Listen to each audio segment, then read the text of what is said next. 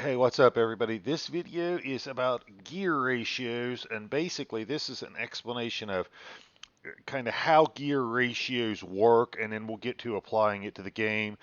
But I had a subscriber tell me he really didn't understand gear ratios at all and wanted to know if I could kind of explain them in a very, I guess, uh, get him up to speed on gear ratios. So, to start with gear ratios, let's first start with talking about a lever. I think that's the easiest way to explain how a gear ratio works and then translate that lever concept into gears. Okay, so what I've got is a very crude example here of a lever. Okay, and this is the object we are trying to lift. This is, I think they call it the fulcrum of the lever right here. And then these represent different points along the lever. So if you are trying to lift something by pushing with a lever that is this long at this point, you've got to apply a lot of force. It is very difficult to move it because you don't have very much leverage here, so it takes a great amount of force if you're here. If you've got a lever that is this long and you're out here, it is very easy to move. Okay, so it requires very little effort because you've got a lot of leverage. Okay, so if this is how a lever works, let's move from a lever to let's take this concept and look at it in terms of making an arc or a circle. We've established that right here it's very difficult because it takes a lot of effort. Out here it takes very little effort because you've got more leverage, which is obviously where the term lever comes from. So let's go and look at this. Now this is the same basic illustration, but I've taken this and from this point here to the fulcrum here, I've drawn a circle, okay? Okay, so this is a small arc around here. It takes a short time to complete this. So if you think about it as if I'm going to push right here and I'm going to go around in a circle, and maybe you think about it of a bolt and a socket, and you're going to use a socket and spin the socket, or the ratchet I should say. You're going to spin the ratchet all the way around. If you have a ratchet that is this long and you're going around in this much of a circle, you can make that circle pretty quick. Okay, if you go out here, okay, and you've got a longer ratchet and you are spinning that ratchet around and you're doing this arc because you've got a longer ratchet, it takes you longer to go around. Similarly, if you were trying to loosen up a bolt that was really tight, you would want this size ratchet because you get more leverage as opposed to a shorter ratchet where you get less leverage. So if we have now established we've gone from a lever to really talking about making a circle and how fast we can get around this circle versus out here where we don't get around it very fast, but we would have a lot more force to apply or a lot more lever. Okay, now let's take this concept of going from a lever to going to circles and an arc, and let's go to gears. Okay, so these are gears, and this is kind of what gears look like. You've got a big gear and a small gear, and you've got teeth that interlock, and you're going to spin one. Okay, so what we are trying to do is apply this gearing concept to the lever. Okay, so the fulcrum point of the lever is right here, and that would represent this point where the teeth come together. Okay, the object that we were trying to move is this here in our lever illustration, and that piece that we are trying to move is now this gear here. But instead of in the lever illustration, we're trying to lift it up. In the gearing illustration, we're trying to spin it in a circle. Okay, so now the big gear represents where we are on this line. Okay, so the big gear here um, would be right here on the line. So now if we have a big gear, if this is bigger, that moves us farther out on this line here to where we're out here. A smaller gear here, smaller, I shouldn't say big gear, smaller second gear here would put us down here where we're closer. Um, So this represents how much, I guess you'd say, how much force we're applying.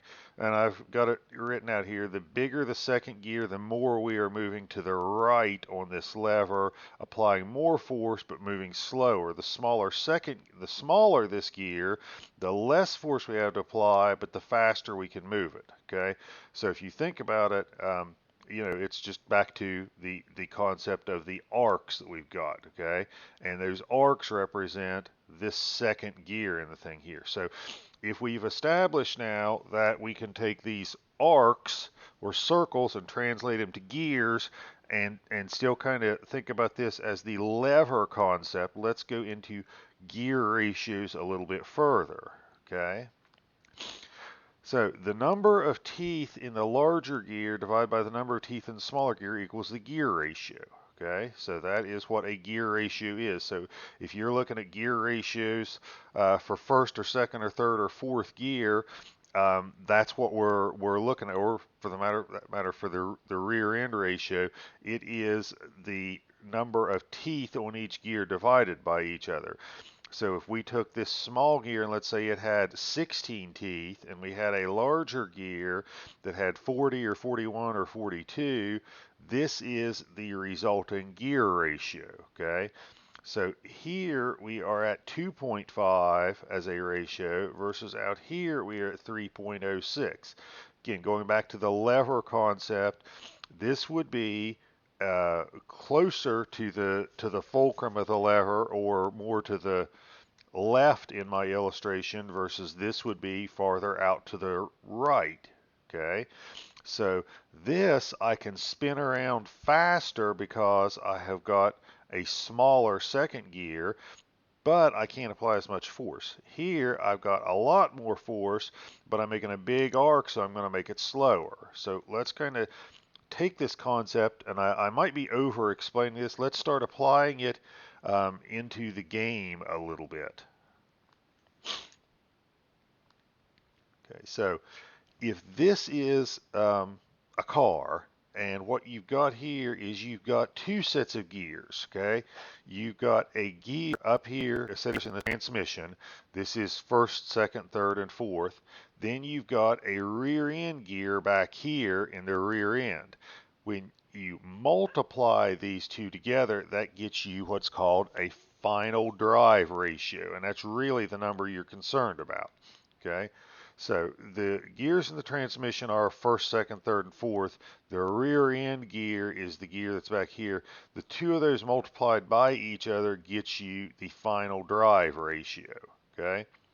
So if you have a first gear of 3 and a rear end gear of 3.25, you've got a final drive ratio of 9.75 for first gear. Now that is more force but slower speed, okay? So that's why you need more force to get the car moving and to create momentum. Once you have got it moving, already you don't need as much force and you can go to the next gear, which has a lower number here for the final drive ratio. And then once you create even more momentum, then you can go to third gear and fourth gear. And finally, when you're down here, you've got less force but more speed. And remember, this is the same concept of the lever and the circles. This is way out to the right, making a great big arc. This is more to the left and creating a much smaller arc. This, a lot of force, it takes a long time to make that big arc. This is less force, but a very short time to make that small circle. So now this is where it gets into a little bit of a confusing part, okay? Because the terminology gets backwards, okay? These are referred to as lower gears and higher gears, but high and low are the opposite of the numbers, okay? So if you go from first gear, which is considered low gear, it has a final drive ratio of 9.75, and then you go up to fourth gear, which has a ratio of 3.25, you've actually gone from low gear to high gear. Even though the numbers are go in the opposite direction, first gear is considered low gear, fourth gear is considered high gear. Similarly, if you change this and you said, I want a rear end ratio of, instead of 3.25, I want it to be 3.10, what you have done is 3.10 is considered a higher gear than 3.25. A lot of people don't like to use higher and lower gears because it is a confusing concept. Some people refer to them as taller and shorter gears, and a taller gear would be a 3.10, a shorter gear would be a 3.25. The taller gear, meaning it's going to give you more speed and more high-end speed, and I think that's why they call it a taller gear. But this is the confusing part about when people start talking about low gear and high gear and going to a lower or higher gear when the ratios are actually the opposite. And I won't go into the details of why they call them that, even though the numbers are opposite. But this is kind of the concept of how the gearing works, but let's get into a gear ratio chart and talk about how it applies to how you tune your car a little bit, okay? So, if you are, say, right here at a 3.25 final drive ratio, and again, this is your third or fourth gear, whatever you're running in, this is the rear end ratio, and you multiply the two together to get your final drive ratio. I picked something very simple where we got a 1.00 as my third or fourth gear, and then a rear end ratio because it makes the math very simple. But if I went from a 3.25 to a 3.33, what I'm doing is I have moved from this point in the lever to this point. So now I'm gone from this size circle where it is this much of a, I guess you'd call it a radius on the circle, to a shorter radius. So by having a shorter radius from here to here versus from here up to here, I can make that circle in a smaller amount of time. Okay, so I can do it faster than if I have to make this longer arc out here to 3.33. So how does this apply to tuning the cars, and why do we not just always move down and down and down and down? Because, like we said, we can make this circle faster. Okay. Well, here's the benefits and detriments. Okay. If you go from a 3.33 to a 3.25, you do have the potential to increase your top end speed. Okay. Because at the same number of engine RPMs, you're going to be going faster. So if you're turning 8,000 engine RPMs at a 3.25 gear, you might be going 180 miles an hour. If you're turning 8,000 RPMs at a 3.33 gear, you might only be going 175 miles an hour. So at the same engine speed, you're hitting different miles per hour because of your gearing. And that might be the key point in this whole thing is at the same number of engine speed, you are traveling more miles per hour with a gear down here than you are up here. Okay. Now here's the trade-off. As you move from here to here, it gets harder for your engine to create those 8,000 RPMs, okay? Because, as we said, when we go from here to here, we have less force as we move down.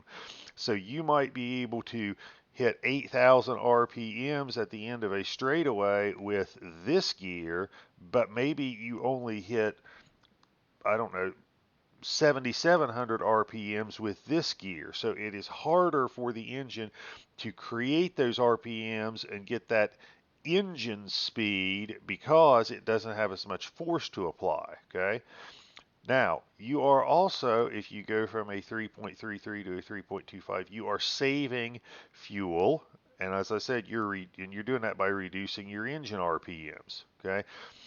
That's the benefits. Here's the detriments to it, okay? If you go down there, your car has less force. So when you lose momentum, say you're in a turn and you slow down or brake, that means it's harder for the car to accelerate when you're running this gear than this gear. So when it's harder to accelerate, it might seem sluggish and you may lose time coming off of the corners because you have less force to apply here versus out here.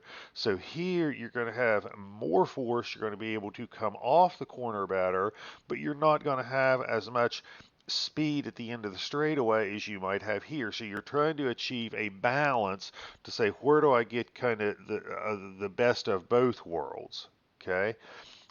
So that's, I guess, the concept of the gearing is, and that's why you play with the gearing to get your best lap time, because you want to get a balance between having um, more force to apply to help you accelerate quicker, which is out here, versus having a lot of speed down the straightaway and being able to achieve a higher top speed, which is here. So it's a balancing act, and that's why you play with your gear ratios. And this applies to whether you're on a road course where you're using all your gears versus if you're just on a speedway where you're getting up to fourth gear and leaving it there. But that's the concept of gearing.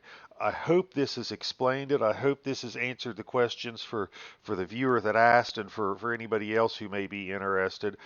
If there's other topics you'd like to see me explain, if it's something I understand well enough and feel like I can give you a just explanation for it, I'd be happy to do a video on it. But for right now, I'm going to wrap this up. Thank you guys for watching. I hope it was informative. Hope it was helpful. I apologize for the length, but there's a lot to cover in gear ratios. So again, let me know what you think of this. Let me know if there's other topics you'd like for me to cover, and I will do my best to explain it. Hope this helps you understand gearing, and hope everybody has a great day.